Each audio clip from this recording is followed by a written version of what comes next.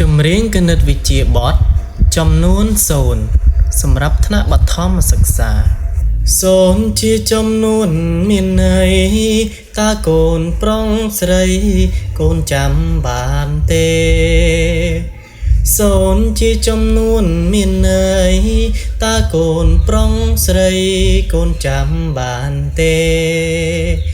លេខ0តំណាងឲ្យតទេលេខ0តំណាងឲ្យតទេចំណាមៀងមេគឺតទេគ្មានអត់ចំណាមៀងមេគឺតទេគ្មានអត់0ជាចំនួនមានន័យតើកូនប្រុងស្រីកូនចាំបានទេ0ជាចំនួនមានន័យតើកូនប្រុងស្រីកូនចាំបានទេលេខ0តំណាងឲ្យតទេ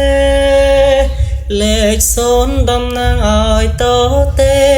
ចំណាមៀងមេគឺតទេគ្មានអត់ចំណាមៀងមេគឺតទេគ្មានអត់